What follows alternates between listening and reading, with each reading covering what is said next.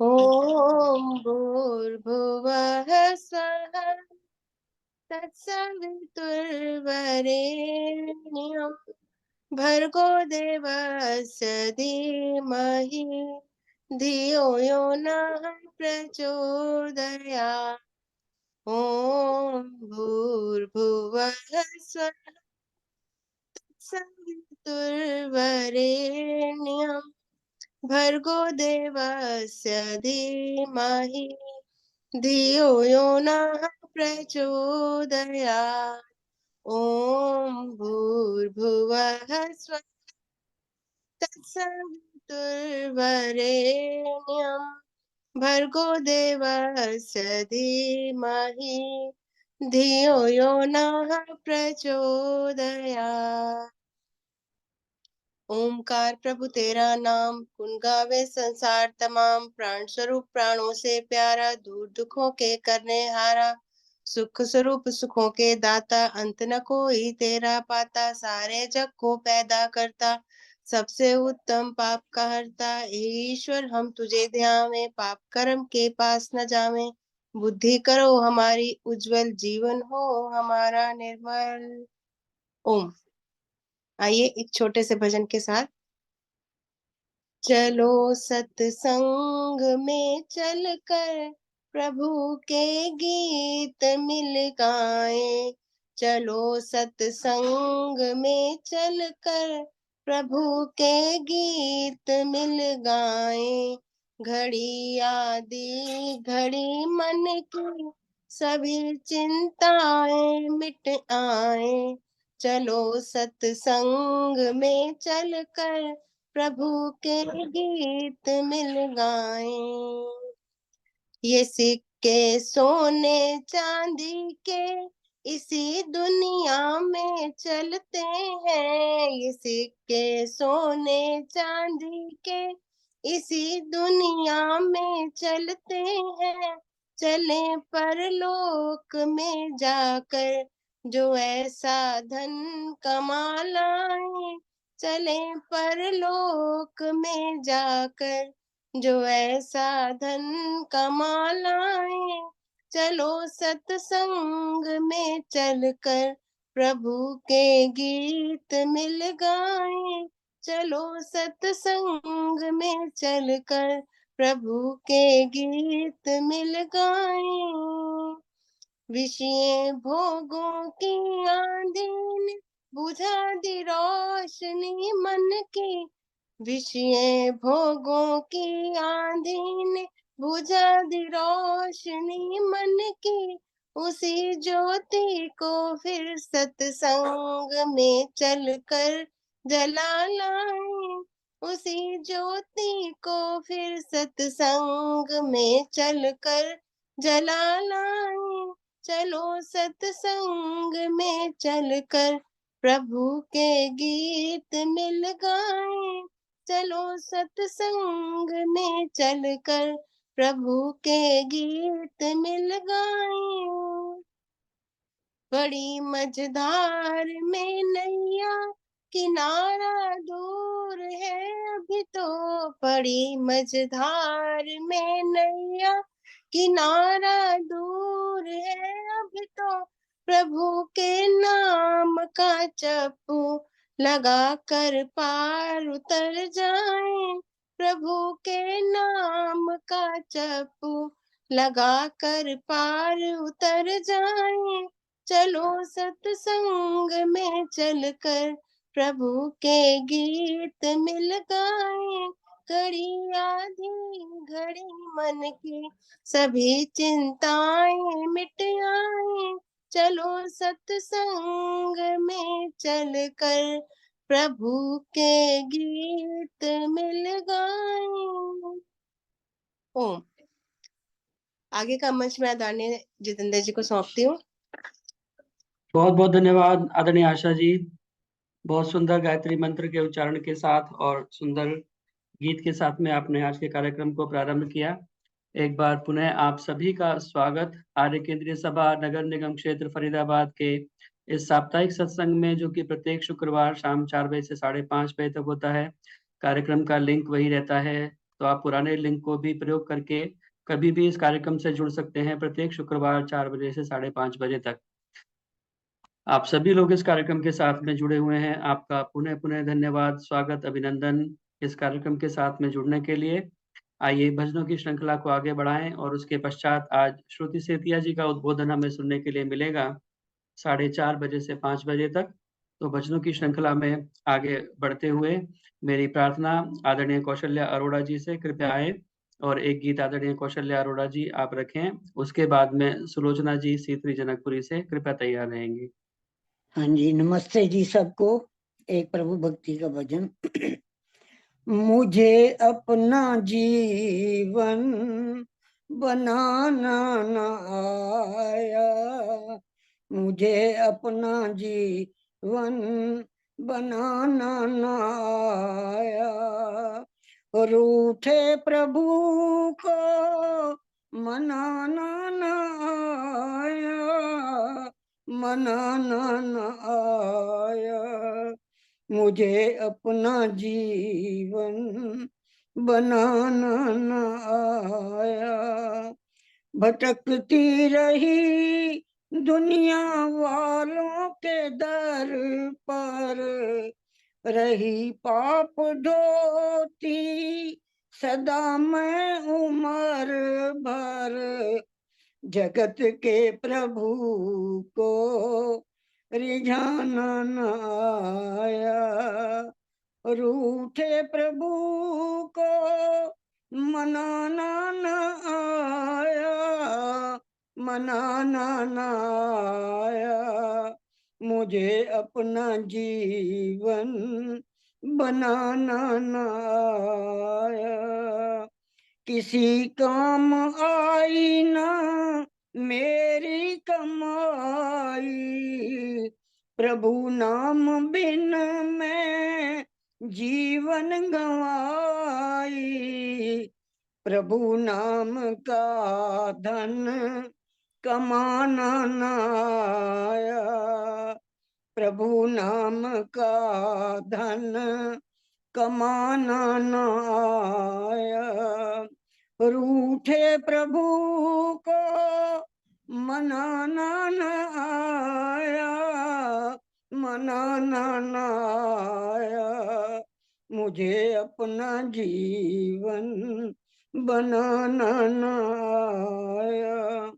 ये जग है सराय सभी को है जाना, यहाँ रहने वालों से दिल ना लगाना, लगा हुआ दिल छुड़ाना न आया, लगा हुआ दिल छुड़ाना न आया, रूठे प्रभु को मनाना न आया, मनाना न आया, मुझे अपना जीवन बनाना न आया।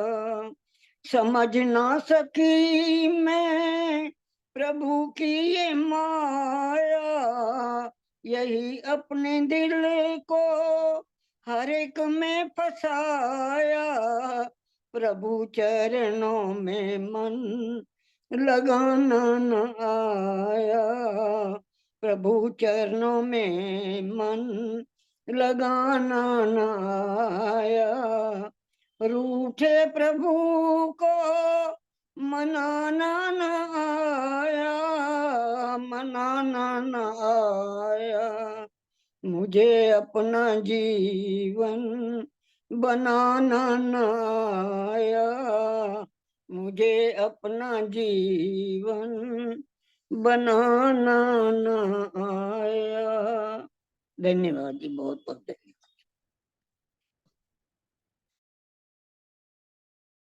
बहुत बहुत धन्यवाद कौशल्या अरोड़ा जी। मुझे अपना जीवन बनाना आना आया, रूठे प्रभु को मनाना ना आया। और कई बार ऐसी स्थिति हो जाती है, तो कहते हैं कि जीवन गुजर गया तो जीने का ढंग आया, जब शम्मा बुझ गई तो महफिल में रंग आया। ये सारा जीवन इसी प्रकार निकल जाता है। और एक गीत हम सुना करते हैं तेरा जीवन सारा बीत गया, नहीं तुझसे मनाया तेरा बीत गया। तो उस प्यारे प्रभु को मनाने के लिए, अपने जीवन को सफल बनाने के लिए आइए, जहाँ भी जिस भी स्थिति में हैं, तभी से प्रयास करना प्रारंभ करें। कहते हैं जब जागो तभी सवेरा। तो जहाँ भी हमें ये समझ में आए कि उस परमपिता परमात्मा की शरण में जाने से ही हमारा कल्याण होगा और अपने जीवन को किस तरह अच्छी दिशा में लेकर के जाएँ, वहीं से हमें प्रारंभ कर देना चाहिए, ताकि बाद में हमें फिर यह स्थिति ना हो, ऐसा पछताना ना पड़े कि हमें अपना जीवन जो है वो बनाना नहीं आया। तो आइए सब अपने जीवन को बनाने का प्रयास करें, उत्तम बनाने का प्रयास करें। ये सत्संग इसीलिए आयोजित किए जाते हैं कि हमें कुछ उत्तम सीखने के लिए मिले और कोई न कोई बात हमें कहीं न कहीं, किसी न किसी की ऐसी हमें समझ में आ जाती है कि हमारा जीवन वहाँ से बदलना शुरू हो जाता है। तो आइए इन सत्संगों में जुड़ कर के अपने जीवन को बदलने की दिशा में हम प्रयास करें। बहुत सुंदर गीत आपने सुनाया, बहुत-बहुत धन्यवाद आदरणीय कौशल्या अरोड़ा जी। मेरी प्रार्थना आदरणीय सुलोचना जी से, सीतरी से हमारे बीच में जुड़ी हुई हैं। कृपया आएँ, अपना भजन रखें आदरणीय सुलोचना जी, और इसके बाद में सुदर्शन चौधरी जी कृपया तैयार रहें। ओ सभी को सादर नमस्ते। एक ओम का ही भजन बोल रही हूँ। ओम नाम को भज ले सुख को पाएगा, वक्त गया फिर पीछे तू पछताएगा। ओम नाम को भज ले सुख को पाएगा, वक्त गया फिर पीछे तो पछताएगा। तूने मानव चोला पाया, ईश्वर को ना ध्याया। तूने मानव चोला पाया और ईश्वर को ना ध्याया। सत्संग कभी न भाया, तूने जीवन ही गवाया। सत्संग कभी न भाया, तूने जीवन यूं ही गवाया। तू चैन न पाएगा, वक्त गया फिर पीछे तो पछताएगा। ओम नाम की ज्योति जला ले, जीवन में सुख को पाले। ओम नाम की ज्योति जला ले, जीवन में सुख को पाले। प्रभु से तू प्रीत लगा ले, नैया को पार लगा ले, भव से तर जाएगा। प्रभु से तू प्रीत लगा ले, नैया को पार लगा ले, भव से तर जाएगा। ओम नाम को भज ले, सुख को पाएगा। निज उलझन में उलझा है तू, खुद को ना समझा है। निज उलझन में उलझा है तू, खुद को ना समझा है। लोभों में फंसा हुआ है, विषयों में रमा हुआ है। लोभों में फंसा हुआ है, विषयों में रमा हुआ है, तो दुख को पाएगा। ओम नाम को भज ले, सुख को पाएगा। निज जीवन सफल बना ले, वेद पथ को तू अपना ले। निज जीवन सफल बना ले, वेद पथ को तू अपना ले। विषयों से मन को हटा ले, सच्ची भक्ति को अपना ले, तू शिव को पाएगा। ओम नाम को भज ले, सुख को पाएगा। तू ज्ञान की ज्योति जला ले, निज निज तम को दूर भगा ले। तू ज्ञान की ज्योति जला ले, निज तम को दूर भगा ले। अंत अंत मन को शुद्ध बना ले, तू मुक्ति को पाले। मन ये गाएगा। ओम नाम को भज ले सुख को पाएगा। वक्त गया फिर पीछे तो पछताएगा। वक्त गया फिर पीछे तो पछताएगा। ओम। ओम। धन्यवाद जतिंदर जी। बहुत बहुत धन्यवाद सुलोचना जी। देने के लिए। बहुत सुंदर गीत आपने सुनाया। वक्त गया फिर पीछे तू पछताएगा, ओम नाम को जप ले सुख को पाएगा। उस परम पिता परमात्मा के निज नाम, मुख्य नाम ओम को अपने जीवन के अंदर हम बसाएं। प्रत्येक क्षण जो भी कार्य करें, साथ में उस परम पिता परमात्मा के निज नाम ओम का हम जाप अपने मन के अंदर करते रहें। तज्जपस तदर्थ भावनम, अर्थ की भावना के साथ में तस्य वाचकः प्रणव, उस प्रणव परम पिता परमात्मा के मुख्य नाम का हम जाप करें। नहीं तो अंत में फिर हमें पछताना पड़ेगा और समय निकल जाएगा तो फिर हाथ में कुछ नहीं आएगा। यही आपके भजन का सार था। बहुत सुंदर गीत आपने सुनाया। बहुत बहुत धन्यवाद सुंदर गीत सुनाने के लिए। नमस्ते जितेंद्र जी, मेरा नाम लिखा हुआ है। नमस्ते जी कमलहंस जी। हाँ जी, आपका नाम तो आपके ज्वाइन करते ही लिख लेते हैं।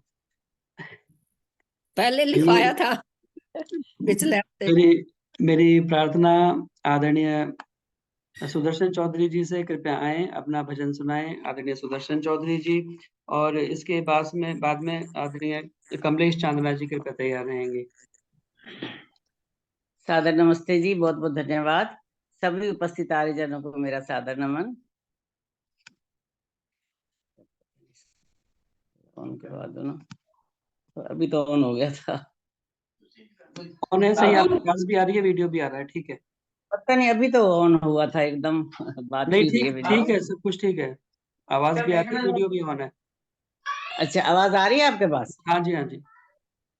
चलो ठीक है। सभी उपस्थित आर्यजनों को मेरा सादर नमन। प्रभु भक्ति का एक छोटा सा भजन। हे ईश्वर अर्थ जीवन का, हमें आकर सिखा देना। बड़ी उलझी है पगडंडी, रास्ता तुम दिखा देना। बताना है प्रभु तुमको, पाप क्या है पुण्य क्या है। हमें किस चीज से बचना, करें सच्चा कर्म क्या है।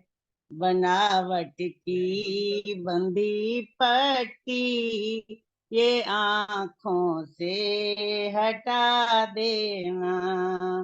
हे ईश्वर अर्थ जीवन का, हमें आकर सिखा देना। भरे हैं जो भी बुद्धि में, हटाना उन विकारों को।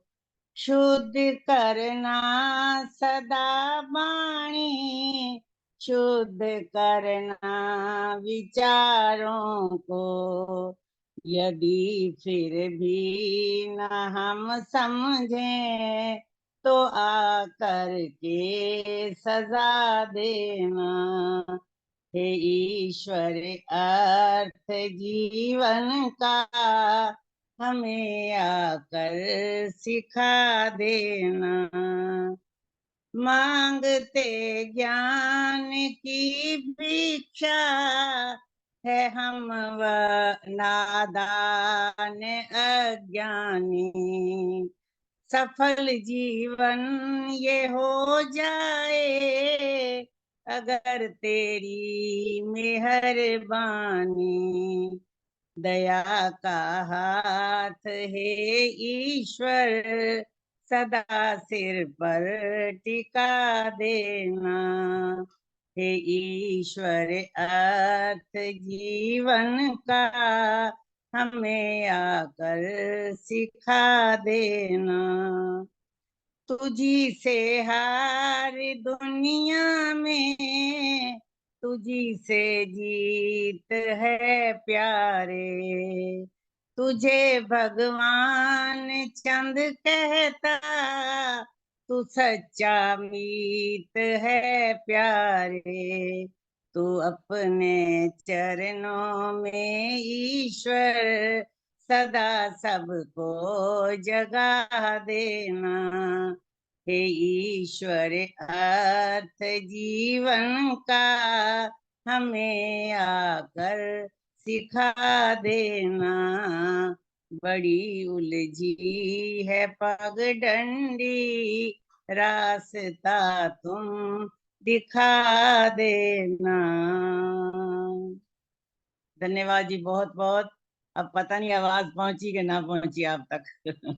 बहुत बहुत धन्यवाद। आपने सुनाया तो पूरी पूरी आवाज पहुंची है। हे भगवान, धन्यवाद जी। अर्थ जीवन का हमें आकर बता देना। जी परमपिता जी परमात्मा से जी। बहुत सुंदर प्रार्थना आपने की, बहुत सुंदर शब्दों में। क्योंकि ये जीवन का अर्थ ही हमें समझ में नहीं आता कि जीवन हमें मिला है, क्यों मिला है, किस लिए मिला है, हमारे जीवन का लक्ष्य क्या है, इस जीवन को पा करके किस तरह से हम इसको सफल बनाएं। उस परम पिता परमात्मा से सुंदर प्रार्थना के हे प्रभु, हमें इस जीवन का अर्थ बता देना कि इस जीवन को हम किस प्रकार से अच्छी राह पर चलाएं। परमपिता परमात्मा ने हमें यह जीवन दिया है, तो इस जीवन को सार्थक किस तरह से कर सकें। कहा है कि जिसका जीवन ज्वलित अगन है, जिसका जीवन ज्वलित अगन है, जिसका जीवन जन पोषण है, जिसका जीवन सतत हवन है, बस उसका जीवन जीवन है, उसका होता नहीं मरण है। जिसका जीवन ज्वलित अगन है, जिसने अपने जीवन को यज्ञ के साथ में, योग के साथ में जोड़ करके यज्ञ में बना लिया है और सेवा से अपने जीवन का विस्तार किया है, उसका जीवन वास्तव में सफल हो जाता है। तो आइए अपने जीवन को किसी न किसी अच्छे पुरुषार्थ करते हुए, अच्छे परमार्थ में हम लगाएं। हम जितनी अधिक हो सके दूसरों की सेवा कर सकें, दूसरों के कष्टों को हर सकें, किसी को दुख ना दें, किसी प्राणी को नुकसान ना पहुंचाएं, तो हमारे जीवन का वास्तव में कल्याण हो सकता है। तो इसी प्रकार अपने जीवन को अच्छा बनाते हुए हमेशा मन में यह विचार करें कि हे प्रभु, हम कहीं घाटे का सौदा तो नहीं कर रहे, जो ये जीवन हमें मिला है कहीं हमारा ये व्यर्थ तो नहीं जा रहा। तो इस जीवन को सदा उन्नत और उत्तम कार्यों में लगाते रहें, तो हमारे जीवन का कल्याण हो सकता है। बहुत सुंदर विचार और भजन के शब्द, बहुत सुंदर प्रार्थना आपने किए। बहुत बहुत धन्यवाद सुंदर भजन सुनाने के लिए। मेरी प्रार्थना आदरणीय कमलेश चांदना जी से, कृपया आएं और अपना भजन रखें, और उसके बाद में हम श्रुति सेतिया जी का उद्बोधन सुनेंगे। उसके पश्चात भजनों की श्रृंखला फिर से होगी। कमला हंस जी का भजन, उषा सेठी जी का भजन और भी भजनों को हम सुन पाएंगे। तो मेरी प्रार्थना अभी कमलेश चांदना जी से, कृपया आएं और अपना भजन रखें। हाँ जी, सभी को मेरी सादर नमस्ते। मेरी आवाज आ रही है? हाँ जी, आवाज आ रही है। मेरी आवाज आ रही है? हाँ जी, हाँ जी, ठीक है। हाँ जी, सभी को मेरी सादर नमस्ते। हाँ जी, ओम ओम। तेरी दया परमात्मा सब पर बनी रहे, ये दिल तुम्हारे प्यार से हरदम धनी रहे। तेरी दया परमात्मा सब पर बनी रहे, ये दिल तुम्हारे प्यार से हरदम धनी रहे, ये दिल तुम्हारे प्यार से हरदम धनी रहे। बुद्धि पवित्र होवे, बुराइयों से मैं टलूं, बुराइयों से मैं टलूं, छोड़ूं असत्य को मैं सत्य मार्ग पर चलूं, मार्ग पर चलूं। यज आदि कर्म में मेरी श्रद्धा बनी रहे, ये दिल तुम्हारे प्यार से हरदम धनी रहे। तेरी दया परमात्मा सब पर बनी रहे, ये दिल तुम्हारे प्यार से हरदम धनी रहे। ये दिल तुम्हारे प्यार से हरदम धनी रहे। परदेश में रहूं या मैं रहूं स्वदेश में, रहूं स्वदेश में, शाही लिबास में चाहे भिक्षा के भेष में, भिक्षा के भेष में, होठों पे पथिक ओम की मधुर ध्वनि रहे। ये दिल तुम्हारे प्यार से हरदम धनी रहे। तेरी दया परमात्मा सब पर बनी रहे। ये दिल तुम्हारे प्यार से हरदम धनी रहे। ये दिल तुम्हारे प्यार से हरदम धनी रहे। ये दिल तुम्हारे प्यार से हरदम धनी रहे। धन्यवाद जितेंद्र जी, मुझे समय देने के लिए। मैंने छोटा कर दिया भजन कि सबको बारी मिल जाए। बहुत बहुत धन्यवाद कमलेश चांदना जी। धन्यवाद। बहुत सुंदर गीत के भाव। ये दिल तुम्हारे प्यार से हरदम धनी रहे, उस परम पिता परमात्मा के प्यार से ये दिल धनी रहे। और जो बाकी जो हमारा भौतिक संपदा, भौतिक धन है, यह सब तो आना जाना है, क्योंकि कहते हैं कि जो लक्ष्मी होती है वो चंचला होती है, आज इसके पास कल उसके पास। लेकिन परमपिता परमात्मा के प्यार से हमारा ये दिल धनी रहे, तो वास्तव में वही धन होता है। और शास्त्रकार कहते हैं कि अधमा धनम इच्छन्ति धन मानव च मध्यमा, उत्तमा मानम इच्छन्ति मानो ही महताम धनम। क्योंकि जो अधम लोग होते हैं वो धन की इच्छा करते हैं, जो बीच वाले होते हैं वो धन और मान दोनों चाहते हैं, लेकिन जो उत्तम लोग होते हैं वो हमेशा मान की ही परवाह करते हैं, धन की परवाह नहीं करते। इसीलिए आइए इस भौतिक संपदा को छोड़ करके उस परम पिता परमात्मा के धन की हम प्रार्थना करें। राम गए रावण गयो जिनके बहु परिवार, कहे नानक थिर कुछ नहीं सपने जो संसार। किस संग कीजिए मित्रता सब जग चलनहार, निश्चल केवल है प्रभु उसी से करिए प्यार। केवल उस परम पिता परमात्मा से हम प्यार करें तो हमारे जीवन का कल्याण हो सकता है। बहुत सुंदर गीत आपने सुनाया, बहुत बहुत धन्यवाद।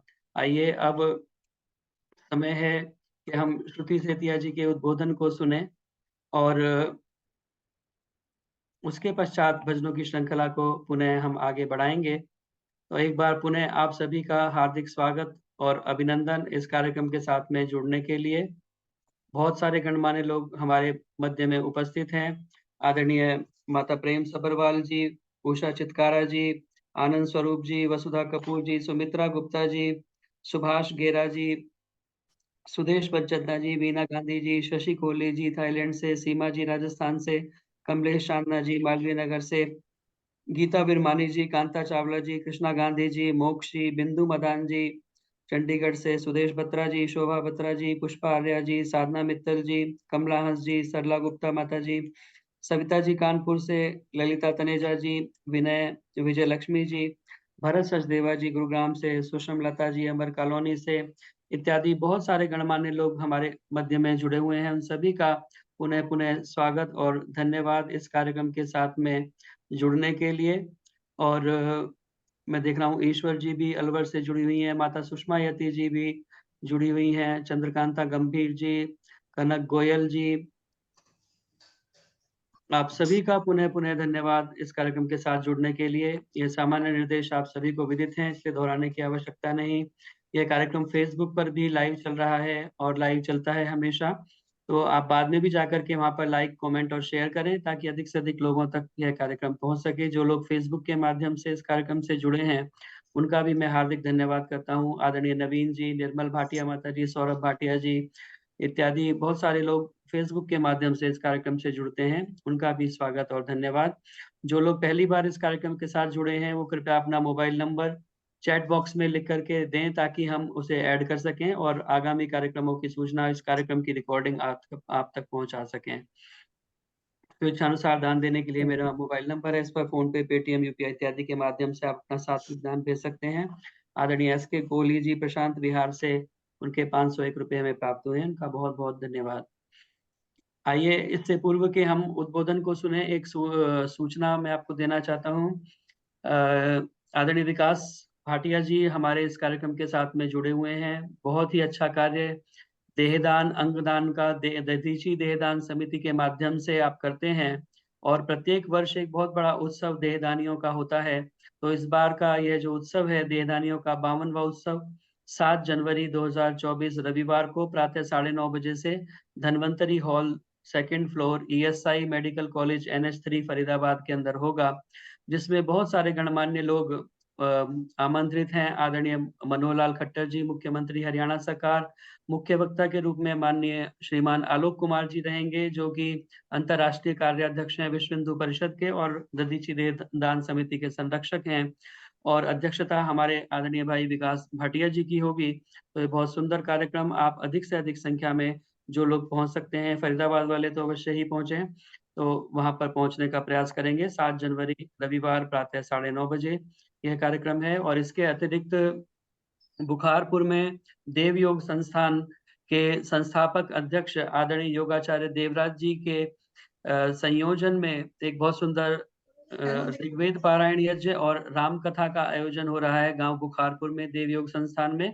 तो वहाँ प्रातः काल 8 से 10 साढ़े 10 बजे तक यज्ञ होता है ऋग्वेद पारायण, शाम को पुनः 3 बजे से 5 बजे तक होता है, और बीच में 12 बजे से 2:30 बजे तक श्री राम कथा आदरणीय कुलदीप जी बिजनौर से जो हैं उनके द्वारा होती है। तो बहुत सुंदर कार्यक्रम है। मैं कल वहाँ गया था, आज आदरणीय विमल सचदेवा जी इत्यादि लोग भी वहाँ गए थे। तो अधिक से अधिक संख्या में जो पहुंच सकते हैं, 1 तारीख से लेकर 11 तारीख तक का यह कार्यक्रम है। तो 11 जनवरी तक जो भी पहुंच सके वो बुखारपुर में पहुंच करके उस कार्यक्रम को आप ज्वाइन कर सकते हैं। तो आइए अब मैं स्वागत करना चाहता हूं हमारे मध्य में आदरणीय श्रुति विजय सेतिया जी, जिनका मैं आपको बार बार कहता हूं कि बहुत ही व्यस्त कार्यक्रम होता है। तो अभी यहाँ एक एक दिन में 2-2 3-3 कार्यक्रम उनके होते हैं, लेकिन फिर भी हम जब भी उन्हें निवेदन करते हैं, हमारे एक आग्रह को हमेशा स्वीकार करती हैं और हमें वो समय देती हैं। उनका मैं बहुत बहुत स्वागत और अभिनंदन करता हूँ इस कार्यक्रम में उपस्थित होने के लिए, समय देने के लिए। और आज का जो विषय रखा गया है, हमारा शरीर स्वयं का डॉक्टर है। तो हमारा शरीर स्वयं का डॉक्टर है, यह बात कुछ कुछ रूप में आप सभी को विदित होगी, लेकिन इसको और थोड़ा सा विस्तार से आज हमारे मध्य में प्रस्तुत करेंगे। मेरी प्रार्थना है आदरणीय श्रुति सेतिया जी से कृपया आएं और इस विषय के माध्यम से हमारा मार्गदर्शन करेंगे। आदरणीय श्रुति विजय सेतिया जी। बहुत बहुत धन्यवाद आपका भ्राता जी। वंदनीय मातृशक्ति धर्म प्रेमी सज्जनों, आप सभी को सादर नमस्ते। किसी का माइक खुला हुआ है शायद। हाँ जी मैं अभी देख रहा हूँ। मेरा तो नहीं खुला। सुषमा माता जी आपका खुला हुआ है। बहुत ही सुंदर, उत्तम कार्यक्रम, उत्तम संचालन आपका। कुछ विचार मैं आप सभी के समक्ष रखना चाहती हूँ कि हमारा शरीर स्वयं का डॉक्टर है। तो इस विचार के साथ मैं आप सबको थोड़ा सा स्वस्थ जीवन शैली के बारे में भी बताना चाहूंगी। और ये विचार बहुत ही सरल हैं, जहां से भी मैं पढ़ लेती हूँ उनको लिख लेती हूँ, उनके बारे में थोड़ा सा आत्मचिंतन करके मुझे इतना अच्छा लगता है इन विचारों को बोलना कि सच में हमारा शरीर ऐसा स्वयं का डॉक्टर है कि हमें किसी और दवाई की जरूरत नहीं पड़ती। मिला मनुजतन इसे बचाएं, हम अपना आरोग्य बढ़ाएं, ध्यान योग नियमित अपनाएं, रोग शोक सब दूर भगाएं, रोग शोक सब दूर भगाएं। थोड़े से जीवन शैली के सूत्र भी मैं आपको बताऊंगी इसमें। और मैं कहना चाहूंगी कि यदि कोई व्यक्ति, आप चाहते हैं कि लोग आपके पास चुंबक की तरह खींचे चले आए, कोई आप सोचें कि कोई आपके पास चुंबक की तरह खींचा चला आए, तो इसके लिए आवश्यक है कि आप स्वयं अच्छे व्यक्ति बनने का प्रयास करें। इसके लिए आचरण और नैतिकता पर तो ध्यान देना ही होगा आपको, साथ ही साथ अपने स्वस्थ पर भी ध्यान रखना बहुत आवश्यक है। क्योंकि आपके कहते हैं ना, चेहरा आपका सुंदर हो, कैसा भी हो, आपका मस्तिष्क प्रज्ञावान हो, परंतु आपके स्वास्थ्य आपका अच्छा नहीं है, तो कोई व्यक्ति भी आपके पास आना पसंद नहीं करेगा। आपको खुद को भी अच्छा नहीं लगेगा। आपका मस्तिष्क कितना ऊंचा ही क्यों ना हो, परंतु आपका स्वास्थ्य अच्छा नहीं है, तो कोई भी आपको अपनी ओर आकर्षित नहीं कर पाएंगे, आप किसी को अपनी तरफ। इसलिए सर्वप्रथम आपको स्वस्थ होना बहुत ही आवश्यक है। तो जब परमपिता परमात्मा ने आपको ये सुंदर मनुष्य तन दिया है, उसकी आप देखभाल कीजिए, आप उसको स्वस्थ रखने का प्रयास कीजिए। इसके बाद बड़ी सुंदर पंक्ति में पढ़ रही थी, मानव को संसार में मिलते नाना रोग, सबसे पहला सुख है रहना सदा निरोग। रहना सदा निरोग, नहीं रोगों में फंसना, भाग्य उसी का लिखा सदा जीवन में हंसना। रोगों को तो धन वैभव भी तड़पाता है, धन का सुख भी सदा निरोगी ही पाता है।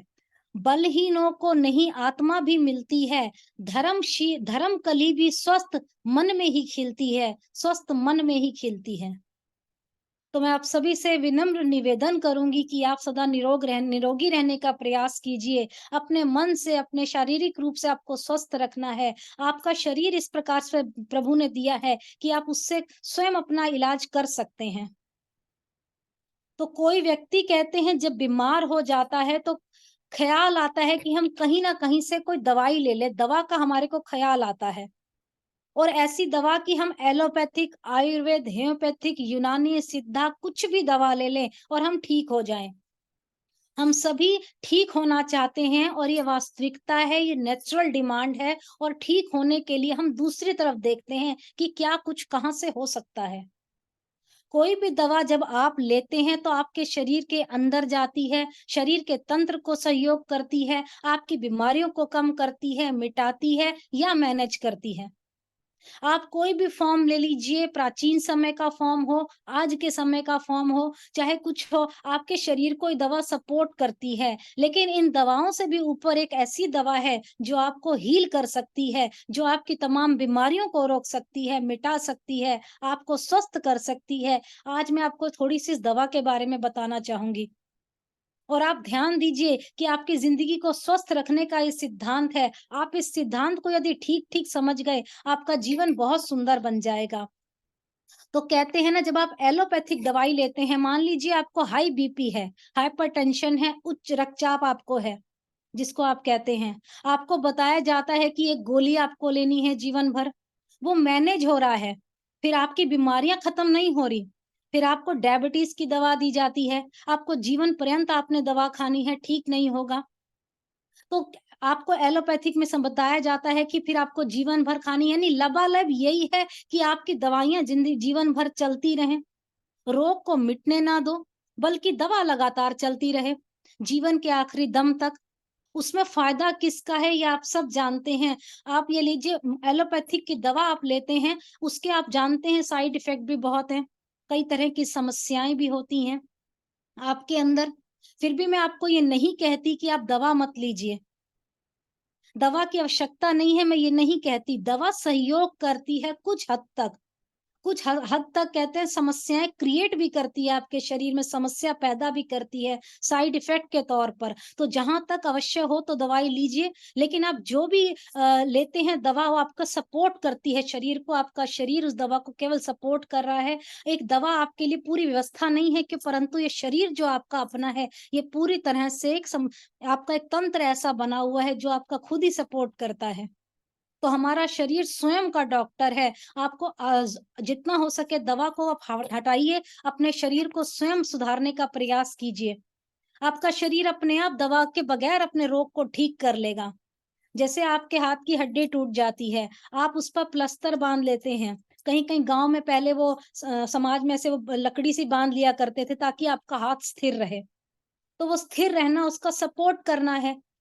प्लास्टर तो आपकी हड्डी नहीं पैदा कर सकता, हड्डी तो आपके शरीर में अपने आप जुड़ जाती है, शरीर की व्यवस्था के अनुरूप जुड़ जाती है। कहीं आपका हाथ कट जाता है, चाकू वगैरह चल जाता है, धीरे धीरे शरीर उसको स्वयं ठीक कर लेता है। आप दवा तो सिर्फ एक सपोर्ट के रूप में लेते हैं। आज मेडिकल साइंस की बात करें, हम पुराने प्राचीन समय की बात करें तो आप हल्दी का लेप भी लगा लिया करते थे। आयुर्वेद में आप ऐसे काम करते थे। कहीं आपको सूजन हो, कहीं दर्द हो, आप ऐसा लेप लगा लेते थे। तो दवा आपको केवल सपोर्ट करता है, हील नहीं करता। हील आपका शरीर स्वयं का स्वयं को करता है। अंदर से ही अपने आप को हीलिंग पावर मिल जाती है। अंदर आपके शरीर में बहुत सारी टूटन-फूटन होती है। उसको सपोर्ट कौन करता है? आपका अपना सपोर्टिव सिस्टम। और आपने देखा होगा कोरोना काल में कई लोग इसकी चपेट में आ गए और बहुत से लोग बच भी गए। उनको कहा कि घर पे ही रहिए और आप अपना इलाज कीजिए, अपने आप ठीक हो जाएँगे। तो कौन उनको ठीक कर रहा है? कौन उनका घर पर इलाज कर रहा है? आपका इम्यून सिस्टम, जिसे आप रोग प्रतिरोधक क्षमता कहते हैं। तो रोग प्रतिरोधक क्षमता ही हमारी अपने स्वयं को हील करती है। आप रोज प्रतिदिन अनेकों-अनेक वायरस की चपेट में आते हैं, रोज बैक्टीरिया आपके ऊपर हमला करते हैं, लेकिन आपका शरीर उसको मार गिराता है। इसके लिए आपको अपना ये इम्यून सिस्टम मजबूत रखना होगा, कमजोर नहीं रखना। जैसे ही तंत्र आपका कमजोर होगा, आपके शरीर में कुछ गड़बड़ होनी प्रारंभ हो जाएगी, आपको जुकाम हो जाएगा, आपको खांसी हो जाएगी। इसलिए कहते हैं इन्फेक्शन भी जल्दी हो गया। तुरंत जुकाम, तुरंत खांसी हो जाएगी। तो एक अनिश्चितता के डर से एक समस्या को हम निश्चित कर देते हैं। तो इसके लिए ज़रूरी है कि हम उस तंत्र को समझें जो आपके शरीर को हील कर रहा है। आपको कई बार सिर दर्द होता है, आप सिर दर्द में क्या हर समय दवा लेते रहते हैं? आप थोड़ी देर के लिए आराम कर लेते हैं, आपका सिर दर्द अपने आप ही खत्म हो जाता है। वो कौन ठीक कर रहा है? हमारा स्वयं का शरीर।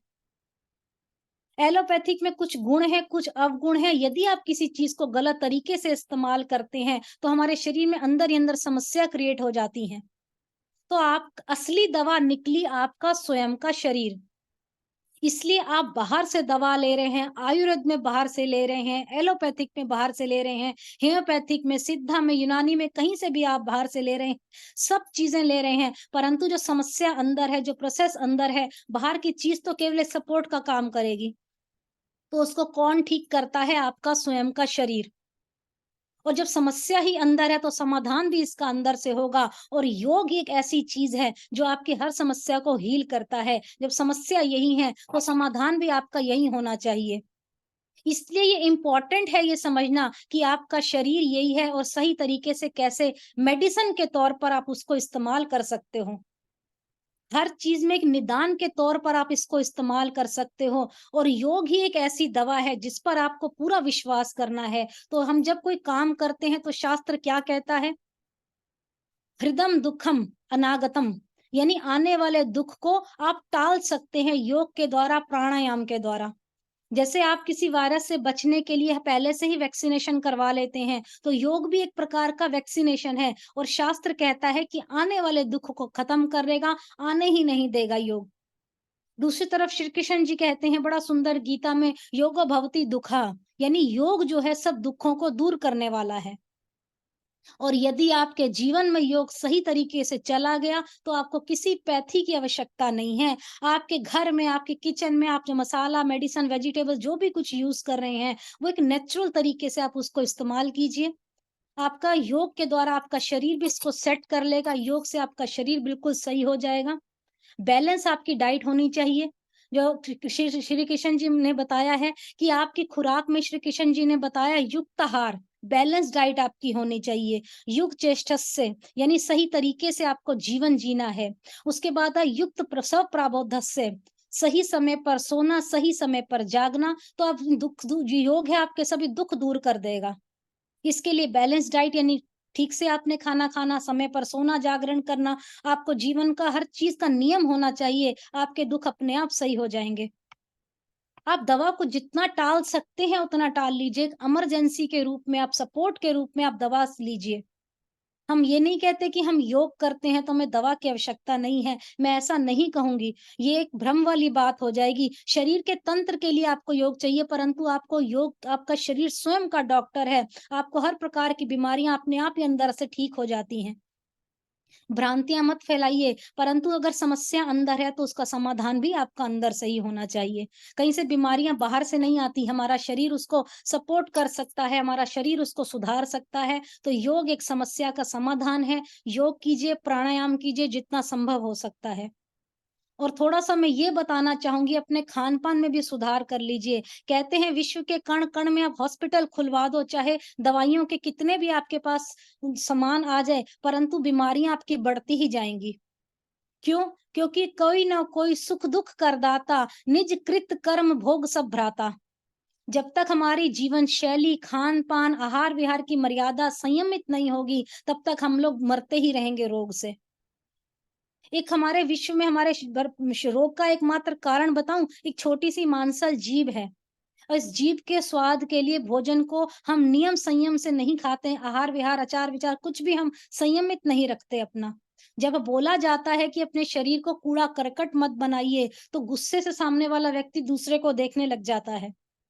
असंयमित खाना, असंयमित पीना, बाहर का खाना खाना, घर में अशुद्धता से बनाना, बिना विचार किए बनाना, ऐसी-ऐसी सामग्रियों का इस्तेमाल करना, आप सोचते हैं ये आपके रासायनिक उर्वरक जिनमें डले होते हैं वो खाना, आपकी रक्त की धमनियाँ रुक जाती हैं। फ़िल्टर कर के पानी को पीना, उसमें कितने-कितने मिनरल्स निकल जाते हैं। इस प्रकार अपने जीवन को हमने बना लिया। हमें नहीं पता हमें कब क्या खाना, कैसे खाना, किस समय खाना है, कुछ हमें नहीं पता। बस परमपिता परमात्मा ने मुंह तो दे दिया, उसको किस प्रकार चलाते जा रहे हैं हम, कुछ ना कुछ उसमें कैसे भी डालते जा रहे हैं। मैंने तो सर्दियों के दिनों में लोगों को आम खाते देखा, आइसक्रीम खाते देखा है, और उनके चेहरे पर ऐसा अहम भाव होता है जैसे वो ऐसी चीज खा रहे हैं जो कभी उपलब्ध ही नहीं होगी। लेकिन उन लोगों को नहीं पता कि अहम भाव के कारण हॉस्पिटल और डॉक्टर की संख्या बढ़ती जा रही है, उनका पैसा खत्म हो रहा है। और जब बोला जाता है घरों में कि आपका घर का खाना आपकी मेड नहीं बनाएगी, आपकी घर की गृहिणी स्त्री माँ कुछ बहन आपकी वो बनाएगी, तो कि पता नहीं कैसे विचारों से, कैसी तरंगों से, कैसी एनर्जी लेवल से, कौन कौन सी भावनाएं डालकर, किस शुद्धता से वो भोजन तैयार करती है या करता है।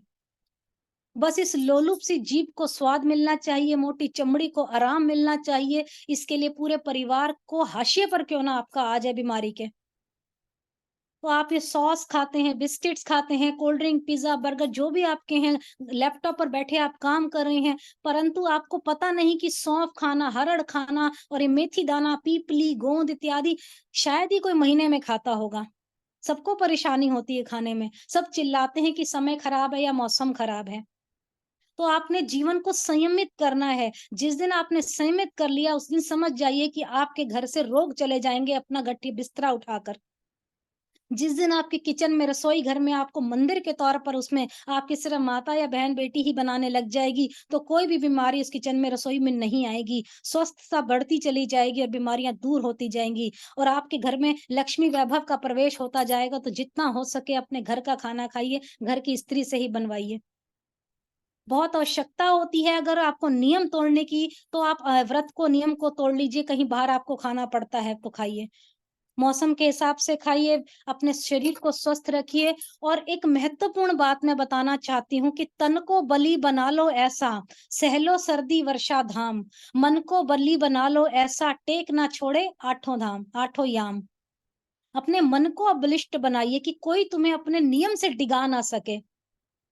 मैं बार-बार ये प्रार्थना करती हूँ, जिस दिन हमने अपने रहन-सहन पर, आचार-विचार पर, खान-पान पर नियम संयम को जोड़ लिया, नियंत्रित कर लिया, उस दिन सब कुछ ठीक हो जाएगा। वरना तो हॉस्पिटल के चक्कर आपको काटने पड़ेंगे, फिर कोरोना तो क्या, उससे बड़ी से बड़ी बीमारी से भी कोई नहीं बचा सकता। तो अगर कोई बात आपको इसमें बुरी लगी तो इसके लिए क्षमा प्रार्थी हूँ, परंतु प्रयास कीजिए सफल रहने के लिए, स्वस्थ रहने के लिए, क्योंकि हमारा शरीर स्वयं का डॉक्टर है। इसमें परमपिता परमात्मा ने ऐसे-ऐसे यंत्र फिट करके दिए हैं। जब शरीर ठीक नहीं होता, कुछ खाने का मन नहीं होता, कई बार ऐसा भूख चली जाती है, कई बार तबीयत ऐसी खराब होती है, हमें वमन यानी उल्टी आने को होती है, घबराहट होती है, हृदय की गति बढ़ जाती है, ये हमारा शरीर कई बार टूटने सा लग जाता है, शक्तिहीन होने लगता है। तो हमारा शरीर जो है वात, पित्त, कफ के अंदर की बीमारियों को निकालने में लगता है, और ये क्रियाएँ अपने आप ठीक करती हैं शरीर को, परंतु हम इन क्रियाओं के साथ सहयोग नहीं करते, अपितु उनको दवा दे देकर या कुछ खिलाकर उनको हम दबाने लग जाते हैं, उनमें बाधाएँ पहुँचाने लग जाते हैं। तो यंत्र जो प्रभु ने दिया है उसको अपना कार्य करने दीजिए। यदि हम अपने शरीर की सहायता करें, कुछ ना खाएँ थोड़ी देर के लिए, या कम खाएँ या आराम करें, पानी पिए ज़्यादा, अपने पेट को साफ कर लें, तो हमारा शरीर जल्द ही स्वस्थ हो जाएगा। और फिर मैं कई बार ये बात कहती हूँ कि शरीर की छोटी-मोटी बीमारियाँ केवल उपवास से ठीक हो सकती हैं। आपको हल्का बुखार है, पेचिश है, सिर दर्द है, जुकाम है, आपको कोई दवाई लेने की आवश्यकता नहीं है। केवल और केवल उपवास रख लीजिए थोड़ी देर का, 1 दिन का, आधे दिन का, आप जितना संभव हो सके। एक उपवास से ही आपकी अनेकों-अनेक बीमारियाँ दूर हो जाएँगी, तो आपको व्रत रखना ही चाहिए।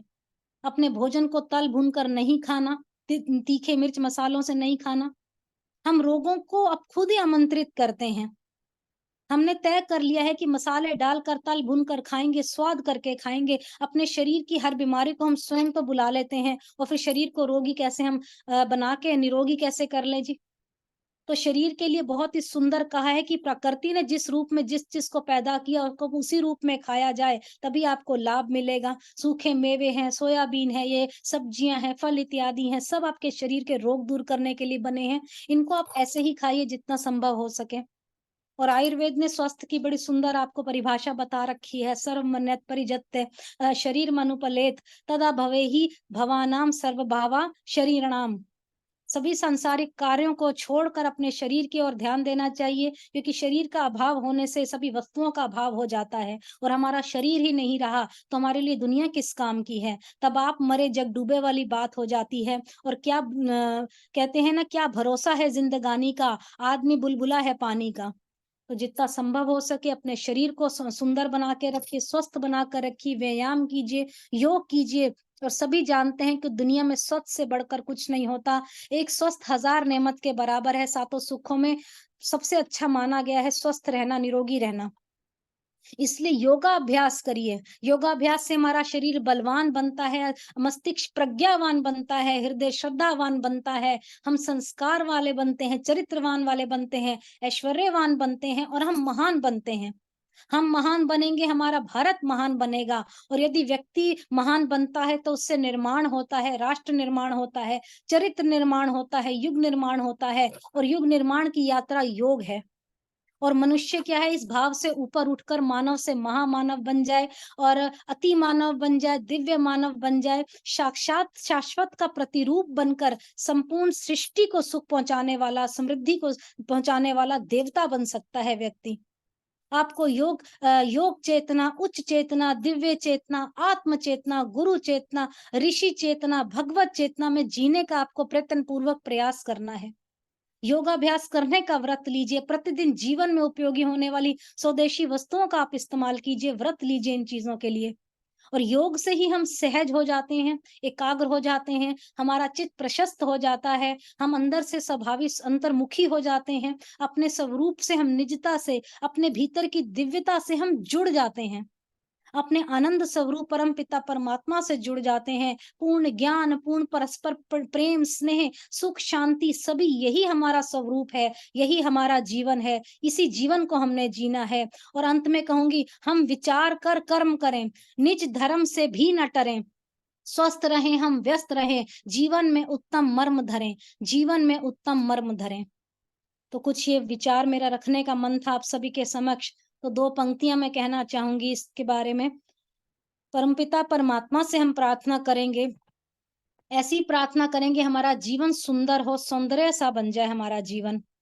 सूर्य उदय सा सुंदर जीवन हे ईश्वर मेरा कर दो, दुख दोष दुर्गुण दुर्जन को दूर बहुत हमसे कर दो।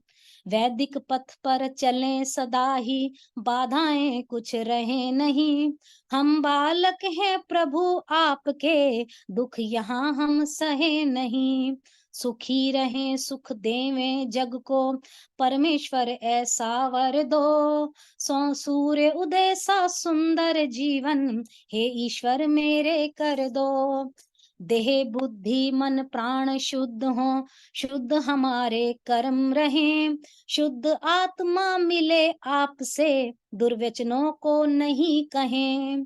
करें सुगंधित जग जीवन को, यज्ञ युक्त जीवन कर दो, सूर्य उदय सा सुंदर जीवन हे ईश्वर मेरा कर दो।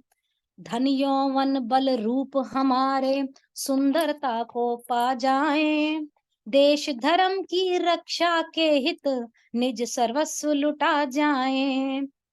दुष्ट जनों को नष्ट करें हम, ऐसा बल यौवन भर दो। सूर्य उदय सा सुंदर जीवन, हे ईश्वर मेरा कर दो।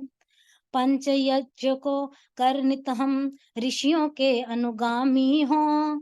सर्वोत्तम वैदिक पथ पर चल, सदा सुख शुभ नामी हों। तेज ओज बल सत्य धर्म को मेरे जीवन में भर दो। सूर्य उदय सा सुंदर जीवन, हे ईश्वर मेरा कर दो। सूर्य उदय सा सुंदर जीवन, हे ईश्वर मेरा कर दो। दुख दोष दुर्गुण दुर्जन को बहुत दूर हमसे कर दो। दूर बहुत हमसे कर दो। बहुत बहुत धन्यवाद समय देने के लिए भ्राता जी, बहुत बहुत धन्यवाद।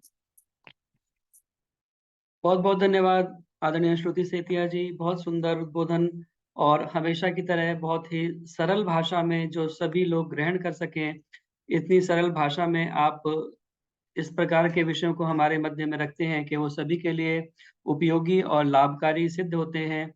हम उन्हें अपने जीवन में धारण कर सकें। हमारा शरीर वास्तव में हमारा डॉक्टर है और परमपिता परमात्मा ने इस प्रकार की रचना इस शरीर की है और इतने सारे ऑटोमेटिक प्रोसेस इसके अंदर बनाए हैं कि जैसे ही बहुत सारे विजातीय तत्व हमारे अंदर धीरे-धीरे जमा होने प्रारंभ हो जाते हैं, तो हमारा शरीर अपने आप ही उन विजातीय तत्वों को बाहर निकालने का प्रयास करता है।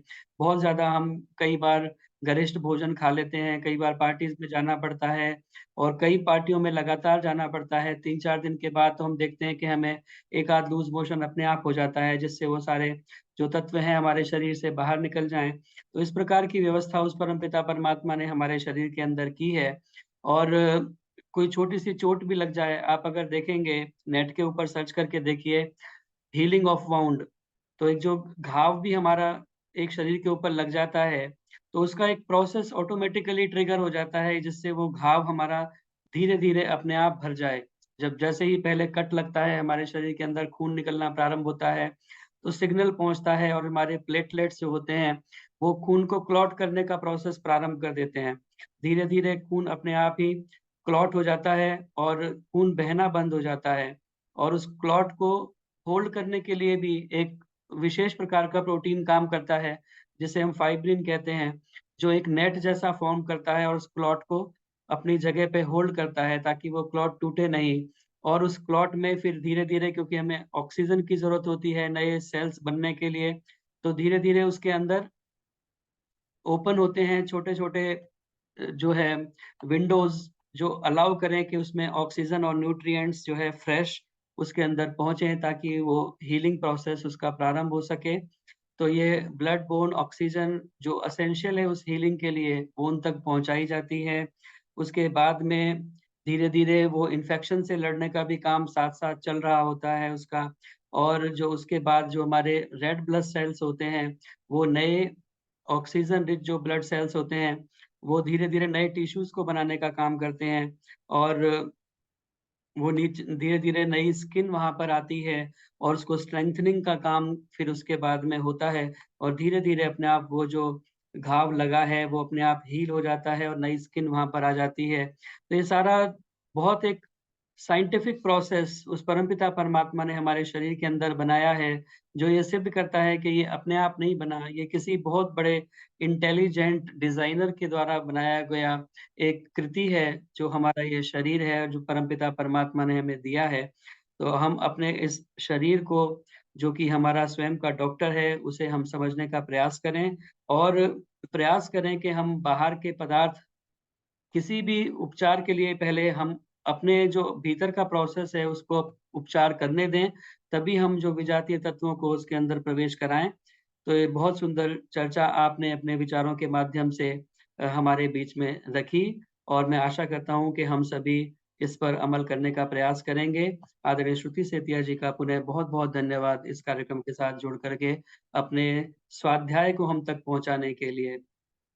आइए, भजनों की श्रृंखला को पुनः हम प्रारंभ करें और मेरी प्रार्थना आदरणीय कमला हंस जी से कृपया आएँ और अपना भजन सुनाएँ। उसके बाद में उषा सेठी जी आप एक भजन के लिए तैयार रहेंगी। आज हमारे मध्य में डॉक्टर रचना चावला जी भी उपस्थित हैं।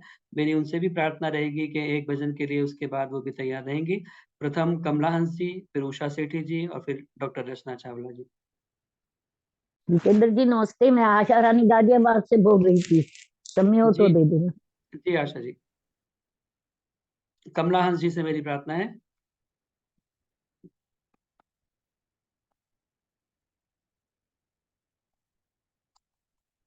कमला हंस जी मुझे लगता है कि अभी लीव कर गई हैं, तो उषा सेठी जी कृपया आए और अपना भजन रखें। आदरणीय उषा सेठी जी केशवपुरम से हमारे मध्य में जुड़ी हुई हैं।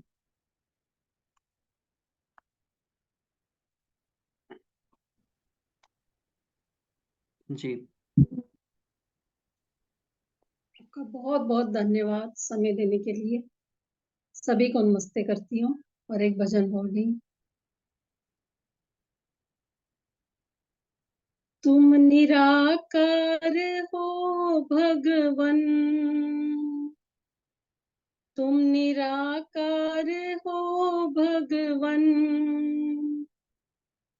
कोई मूरत बनाऊं तो कैसे, तुम बनाते हो सारे जहां को, तुम बनाते हो सारे जहां को, मैं तुमको बनाऊं तो कैसे, तुम निराकार हो भगवन। सारी सृष्टि में तुम बस रहे हो, सारी सृष्टि में तुम बस रहे हो, कोई जगह नहीं तुमसे खाली, तुम व्यापक हो सारे जहां में, तुम व्यापक हो सारे जहां में, मंदिर में बिठाऊं तो कैसे, तुम निराकार हो भगवन, कोई मूरत बनाऊं तो कैसे, तुम बनाते हो सारे जहां को, मैं तुमको बनाऊं तो कैसे, तुम निराकार हो भगवन। सारे जग में प्रकाश है जिनका, सारे जग में प्रकाश है जिनका, ये सूरज चांद और तारे, ये सूरज चांद और तारे, है तुम्हारी ही ज्योति से रोशन, है तुम्हारी ही ज्योति से रोशन, तुम्हें दीपक दिखाऊं तो कैसे, तुम निराकार हो भगवन, कोई मूरत बनाऊं तो कैसे, तुम निराकार हो भगवन। ये वन उपवन जो कुछ भी, ये वन उपवन जो कुछ भी, तुम्ही ने बनाया है भगवन, तुम्ही ने बनाया है भगवन, फूलों में भी तुम ही बसे हो, इन्हें चुन कर चढ़ाऊं तो कैसे, तुम निराकार हो भगवन, तुम निराकार हो भगवन, कोई मूरत बनाऊं तो कैसे, तुम निराकार हो भगवन, तुम पिता तुम ही माता हो, तुम पिता तुम ही माता हो, त्रुटियों का ध्यान न करना, त्रुटियों का ध्यान न करना, तुम हो करुणा के सागर, तुम हो करुणा के सागर।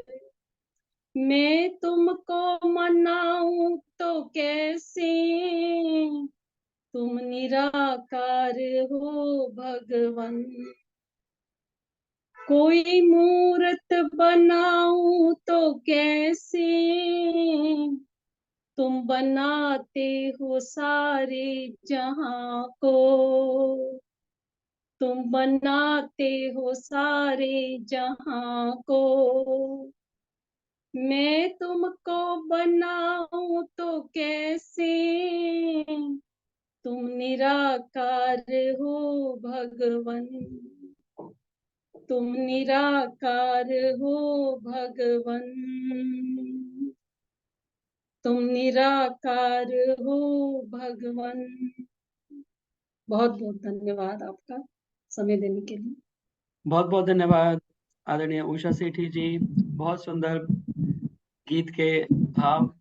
तुम निराकार हो भगवन, तेरी मूर्त बनाऊं तो कैसे। और वास्तव में उस परमपिता परमात्मा का जब कोई आकार नहीं तो हम उसकी मूर्ति बना कैसे सकते हैं। हम अपने महापुरुषों की मूर्तियां बनाते हैं और उनके चित्र से हम अपने चरित्र को अच्छा बनाने का प्रयास करें, लेकिन वह परमपिता परमात्मा, उसका कोई अंग प्रत्यंग नहीं, उसका कोई आकार नहीं, तो उस परमपिता परमात्मा की मूर्ति बनाना संभव नहीं है।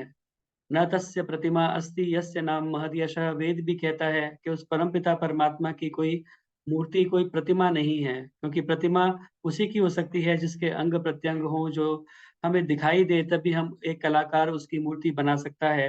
लेकिन वह परमपिता परमात्मा, क्योंकि अपाणि पादो जवनो ग्रहीता पश्यत्य चक्षु सशृणोत्य कर्णः, कहते हैं कि वह परमपिता परमात्मा के ना हाथ हैं, ना पैर हैं, ना कोई और अंग प्रत्यंग अवयव हैं। बिन पग चले सुने बिन काना, कर बिन कर्म करे विधि नाना, आनंद रहित सकल रस भोगी, बिन वाणी भक्ता बड़ जोगी। वह परमपिता परमात्मा, उसके कोई अंग प्रत्यंग नहीं, इसलिए उसकी मूर्ति बनाना संभव नहीं। इसीलिए उस परमपिता परमात्मा को हम मूर्ति के रूप में ना मान करके हम उस परमपिता परमात्मा को एक शक्ति के रूप में माने, जो इस सारे संसार को चला रहा है, इस पूरे ब्रह्मांड को वो धारण करता है। हिरण्यगर्भ समवर्तताग्रे भूतस्य जातः पतिरेक आसीत। वही परमपिता परमात्मा इस सारे ब्रह्मांड का पालन करने वाला, बनाने वाला और संहार करने वाला है। वेदों का ज्ञान वो परमपिता परमात्मा देता है और प्रत्येक प्राणी के कर्मों का फल वो परमपिता परमात्मा सुनिश्चित करता है। ऐसे परमपिता परमात्मा की हम भक्ति हमेशा किया करें। बहुत सुंदर गीत के माध्यम से आपने अपने विचार रखे। बहुत बहुत धन्यवाद आदरणीय उषा सेठी जी। मेरी प्रार्थना, आदरणीय कमला हंस जी हमारे मध्य उपस्थित हो चुकी हैं, वो अपना गीत रखें। आदरणीय कमला हंस जी, और इसके बाद में डॉक्टर सुषमा तनेजा जी कृपया तैयार रहेंगी, और फिर सीमा राजस्थान जी। जी कमला हंस जी। सबको सादर नमस्ते। दुनिया भटक रही है बिन वेद मारी मारी, दुनिया भटक रही है बिन वेद मारी मारी। सबसे बड़ा है तीरथ ये आत्मा हमारी, सबसे बड़ा है तीरथ ये आत्मा हमारी। तुम आत्मा को जानो, परमात्मा को जानो, तुम आत्मा को जानो, परमात्मा को जानो। दुनिया में ब्रह्म बहुत है, तुम वेद को ही मानो।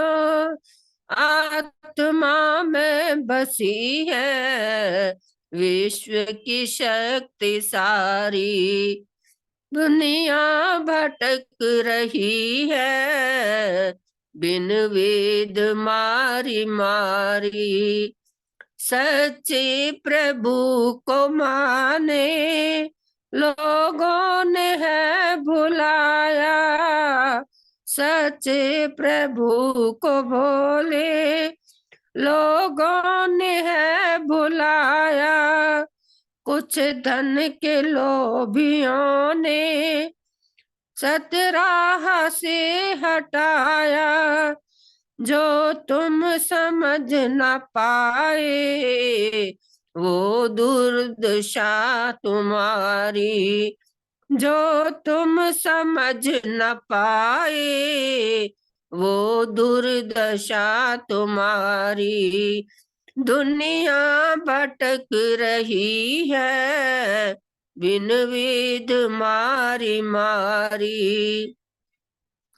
देखो ये सृष्टि सारी ईश्वर के गुण गाए। देखो ये सृष्टि सारी ईश्वर के गुण गाए। कण कण में वो रमा है ऐसा हमें बताए। कण कण में वो रमा है ऐसा हमें बताए। प्रभु आनंद में ही झूमे झूमे ये सृष्टि सारी। प्रभु आनंद में झूमे झूमे ये सृष्टि सारी। दुनिया भटक रही है बिन वेद मारी मारी। अब तो समय मिला है ऐसा न फिर मिलेगा। अब तो समय मिला है ऐसा न फिर मिलेगा। आने वाला समय ही तुमको जवाब देगा। जो भी समझ न पाए प्रभु जी की लीला न्यारी। जो भी समझ न पाए प्रभु जी की लीला न्यारी। दुनिया भटक रही है बिन वेद मारी मारी।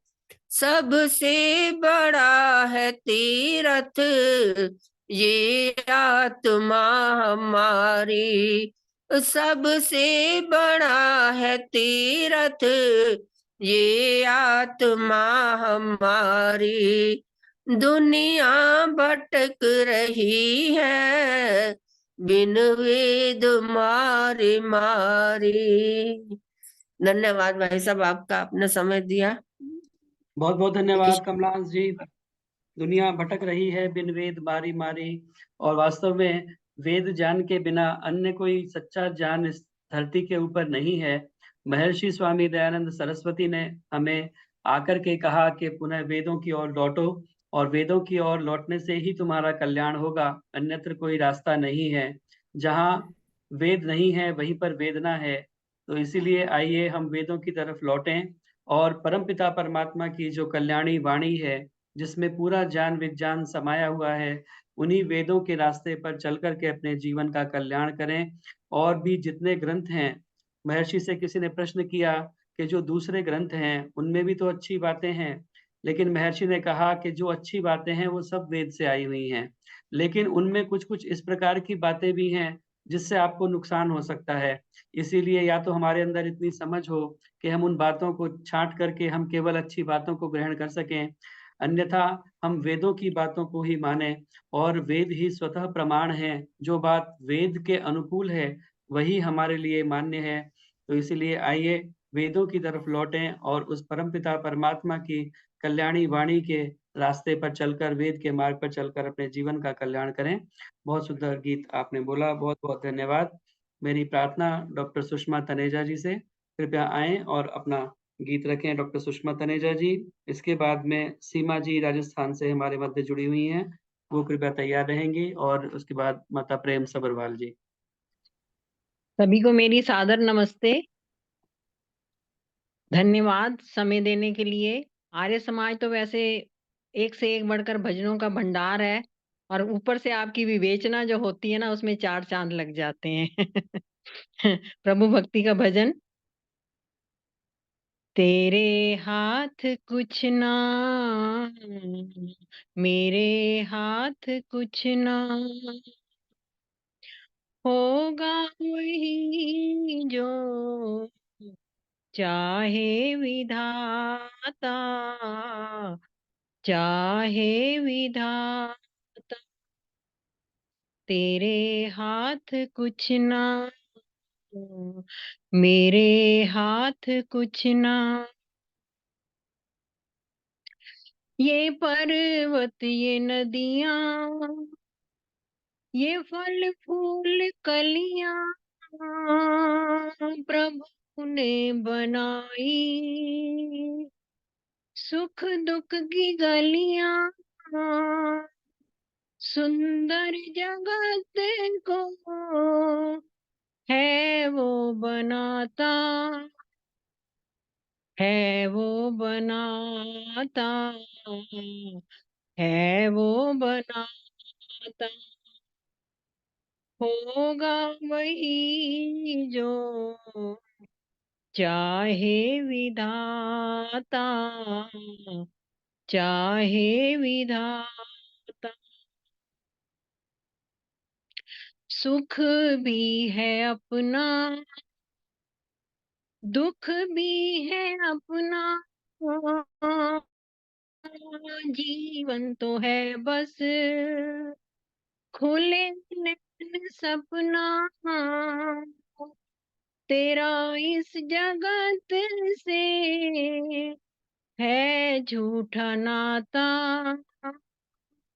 है झूठा नाता, है झूठा नाता। होगा वही जो चाहे विधाता, चाहे विधाता। सांसों की डोरी वो है किनारा,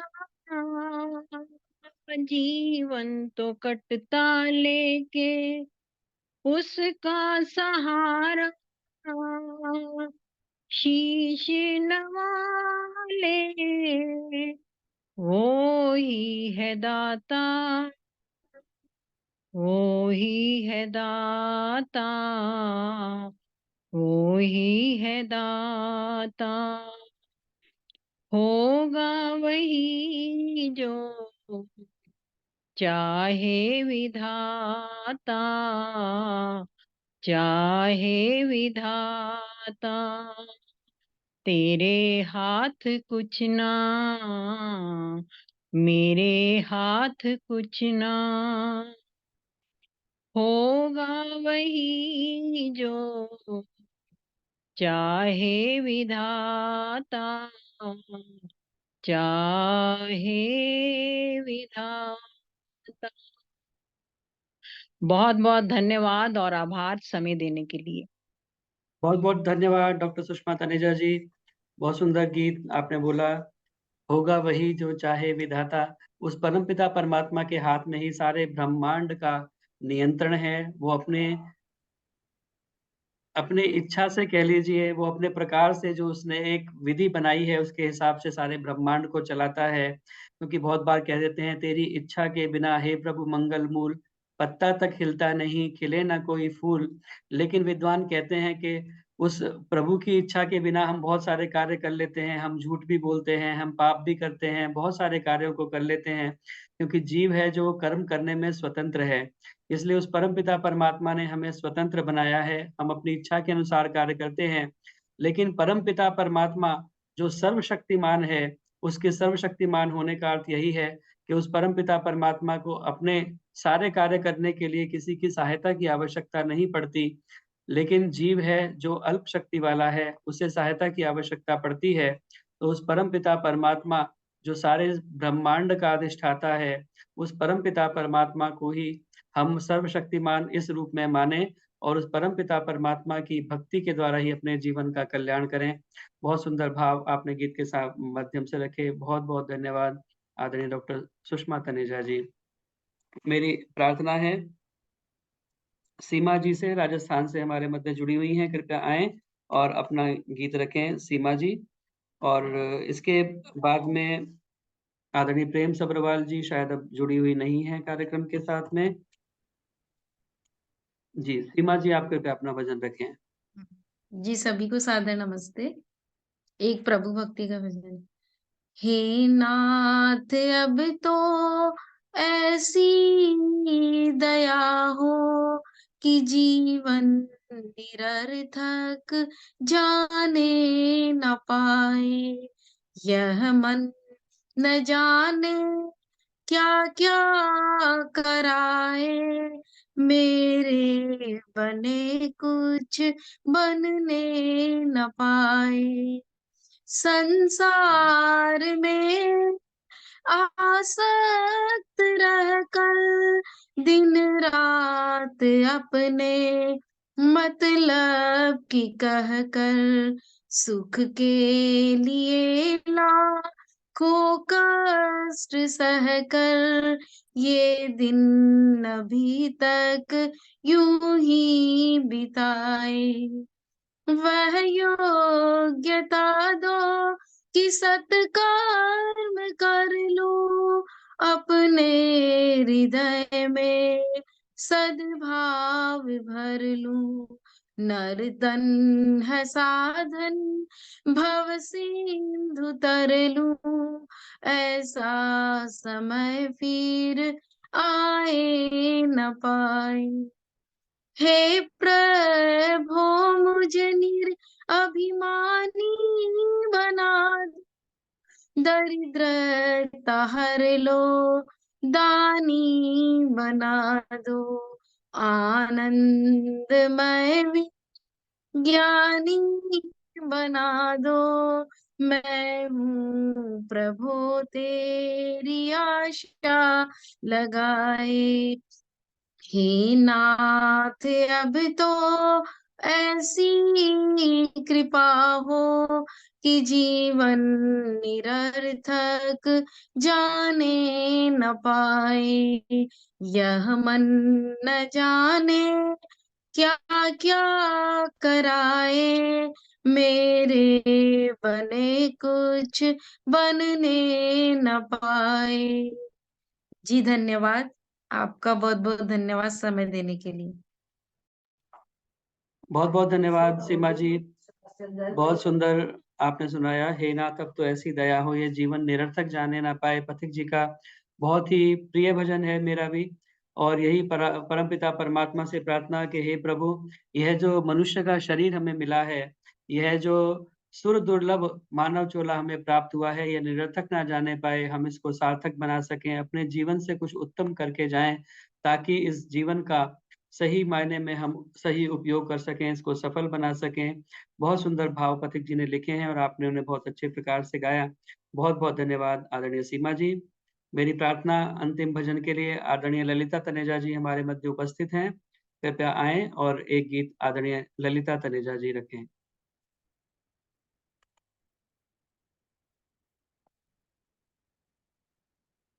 सभी को मेरा सादर नमन।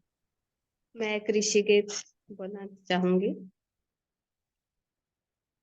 टंकारा से एक फरिश्ता, टंकारा से एक फरिश्ता, वरदान बन के आया कि निष्प्राण हो चुके थे, निष्प्राण हो चुके थे। वो प्राण बन के आया, टंकारा से एक फरिश्ता, वरदान बन के आया। दौलत भरा घर व दर छोड़ कर, रिश्ते व नाते सभी तोड़ कर। दौलत भरा घर व दर छोड़ कर, रिश्ते व नाते सभी तोड़ कर। रोके से रुक सका ना, रोके से रुक सका ना।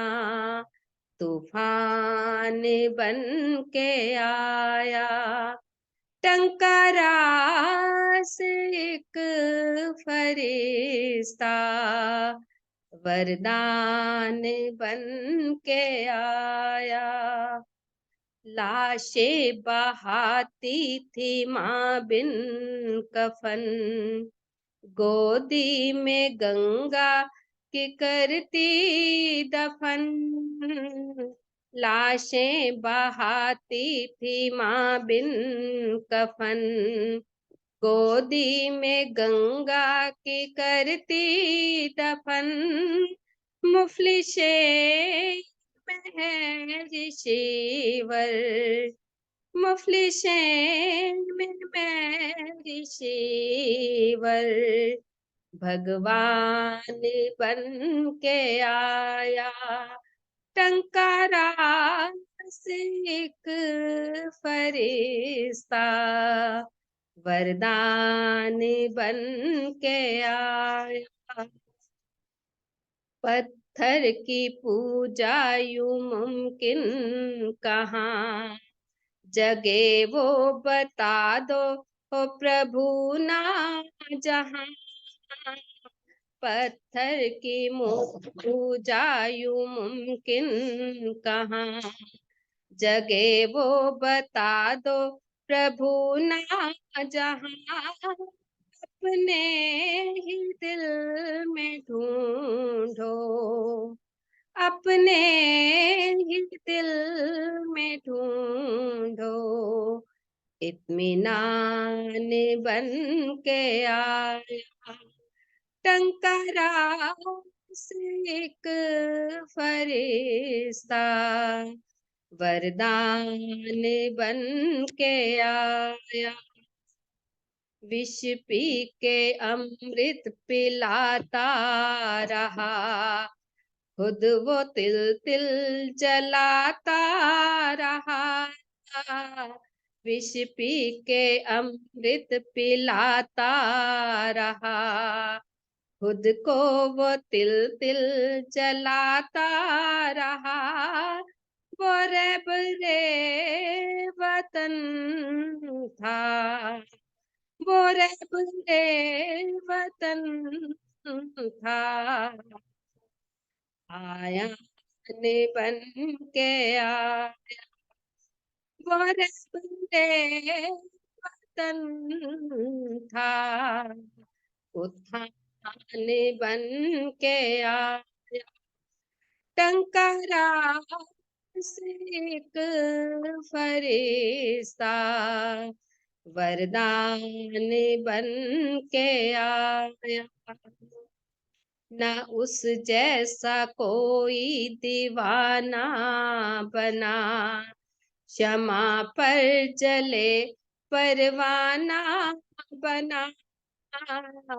न उस जैसा कोई दीवाना बना, क्षमा पर जले परवाना बना। निर्मल पूछे दिलों का, निर्मल पूछे दिलों का। अरमान बन के आया। टंकारा से एक फरिश्ता, वरदान बन के आया। निष्प्राण हो चुके थे, निष्प्राण हो चुके थे, वो प्राण बन के आया।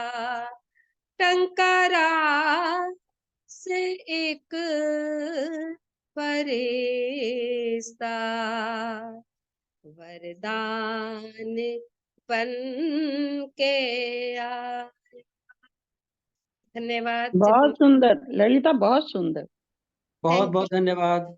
वास्तव में बहुत सुंदर गीत और बहुत सुंदर तरीके से आपने गाया। टंकारा से एक फरिश्ता वरदान बन के आया, वह महर्षि दयानंद सरस्वती। जबकि ये पूरा देश अविद्या, अंधकार, आडंबरों, कुरीतियों के चक्र में पड़ा हुआ था, उस महर्षि ने आकर के वेद की ज्योति हमारे बीच में जलाई और अंधकार में डूबे हुए देश के लिए, समाज के लिए वो एक आशा की किरण बन के आया।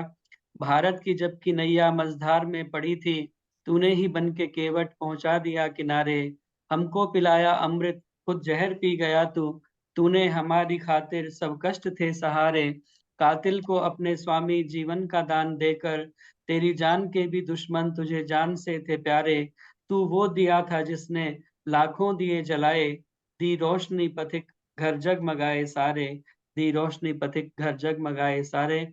उस महर्षि स्वामी दयानंद सरस्वती का आपने सुंदर गुणगान किया। आज के कार्यक्रम में यही एक कमी रह गई थी, महर्षि का गीत किसी ने बोला नहीं था, तो वो आपने पूरी की। बहुत बहुत धन्यवाद। आइए अब, क्योंकि समय हो चुका है कार्यक्रम का, भजनों की श्रृंखला को हमें यहीं विराम देना होगा। इस मेरी प्रार्थना, हमारे मध्य में आदरणीय उषा चितकारा जी उपस्थित हैं, जो कि मंत्री आर्य केंद्रीय सभा नगर निगम क्षेत्र फरीदाबाद और महिला प्रभारी हैं, आए। सभी का धन्यवाद करें, अपना संदेश दें, उसके बाद शांति पाठ करके कार्यक्रम का समापन करेंगे। उसके बाद यह मंच थोड़ी देर के लिए खुला रहेगा, अनौपचारिक रूप से हम चर्चा कर पाएंगे। आदरणीय उषा चितकारा जी। सभी को सादर प्रेम नमन, अभिनंदन। बहुत सुंदर श्रद्धा से भगवान की उपासना और कीर्ति भजनों के द्वारा की गई, और लास्ट में ललिता जी ने तो ऋषि का गीत गाकर चार चांद लगा दिए। बहुत सुंदर व्यक्ति की गई, बहुत सुंदर तरीके से सभी भजन बोले गए और उनका भजन भी बहुत सुंदर रहा, बहुत सुंदर रहा। अब मैं श्रुति जी के बारे में अगर कुछ कहूँ तो उससे पहले उनके विषय के बारे में कहती हूँ। श्रुति जी अपना विषय बहुत अच्छे से प्रस्तुत कर पाती है, उनकी प्रस्तुति बहुत अच्छी होती है, इसमें कोई शक नहीं। उन्होंने बताया कि हमारा शरीर ही हमारा डॉक्टर है, और ये एक हार्ड फैक्ट है। तो जब कह दिया कि शरीर ही हमारा डॉक्टर है, तो इसका मतलब सबसे पहले हमें अपने शरीर का ध्यान रखना चाहिए। अगर डॉक्टर खुद बीमार हो जाएगा तो वो क्या देखेगा पेशेंट को। अगर हमारा शरीर ही अगर बीमार हो गया, अगर हम बीमार हो गए, तो फिर हम अपना ध्यान नहीं कर पाएंगे। इसीलिए कहते हैं शरीरम आद्यम खलु धर्म साधनम, शरीर की रक्षा करना ही निश्चय ही पहला धर्म है।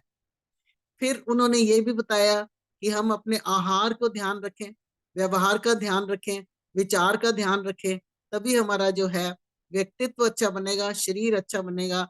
हमारी साइकोलॉजिकल हेल्थ जो है वो असल में हमारी फिजिकल हेल्थ होती है। अगर साइकोलॉजिकली हम डिप्रेशन में हैं, अगर साइकोलॉजिकली हमारी थिंकिंग ठीक नहीं है, आचार व्यवहार ठीक नहीं है, अगर हम गंदे विचारों को, नेगेटिविटी को और गंदी बातों को ही जगह देते रहेंगे, तो हमारा शरीर जरूर ही खराब हो जाएगा। तो जरूरी ये है कि हम अपने शरीर का ध्यान करें। इसके लिए उन्होंने हमें बताया कि हमेशा हमें मित में रहना चाहिए। मित खाना नित खाना, कहते हैं ना कि खाओ मित खाओ नित खाओ, और फिर बैलेंस डाइट उन्होंने कहा खाइए। और कहते हैं ना कि चलो फिरो थको नहीं, सब कुछ मित में करो। खाओ पियो छको नहीं, ओवर ईटिंग ना करो। देखो भालो तको नहीं, घूरो ना किसी को, प्रेम से देखो। आंखें जो है बहुत बड़ी अभिव्यक्ति हैं। ये आंखें बहुत कुछ बता देती हैं कि आप किस भाव से देख रहे हैं, नफरत से देख रहे हैं कि प्यार से देख रहे हैं।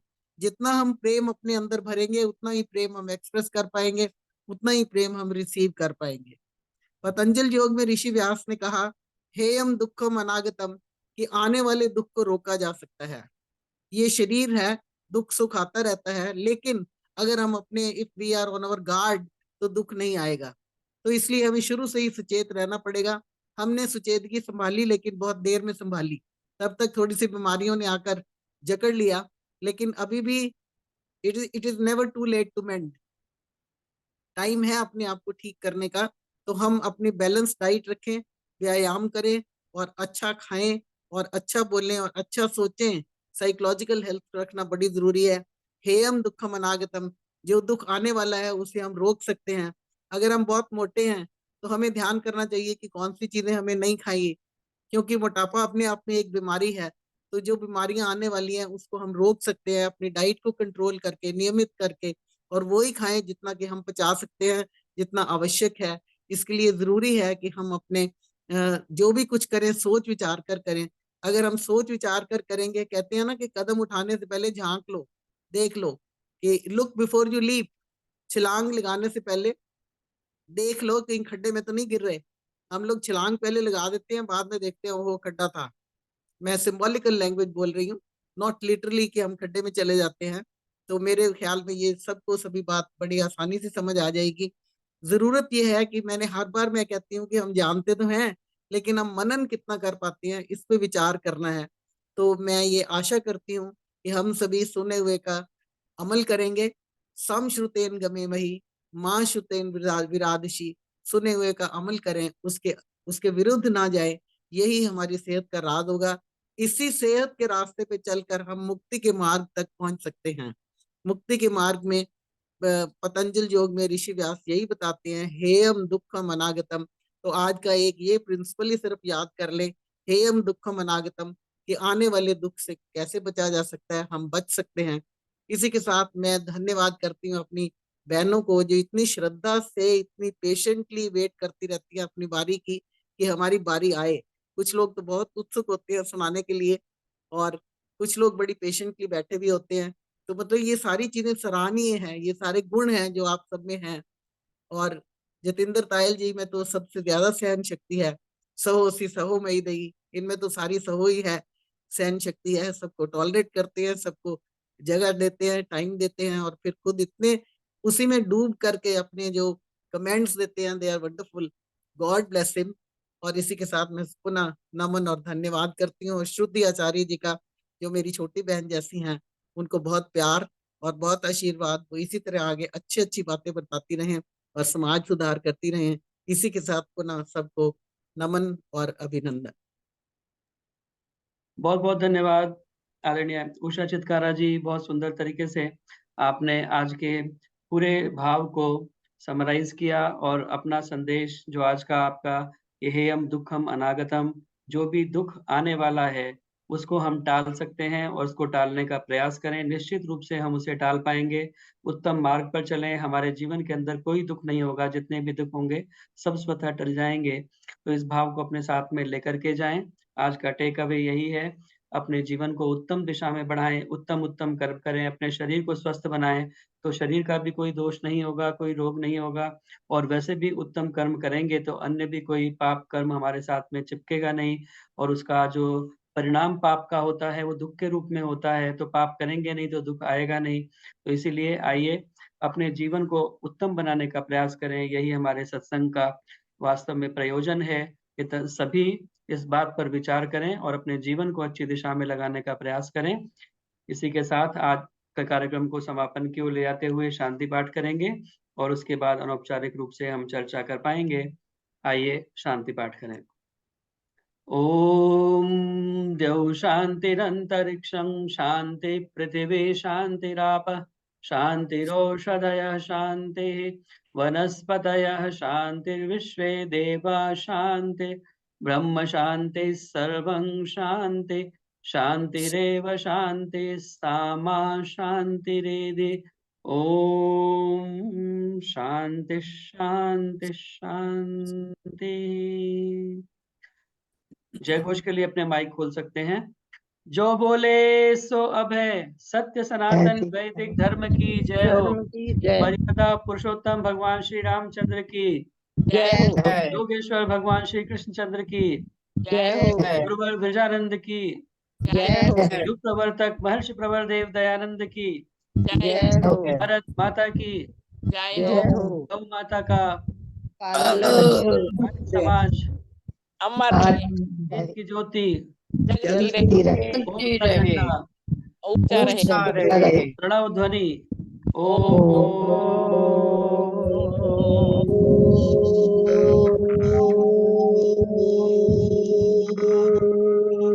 वैदिक अभिवादन। सभी को सादर सभी का अपने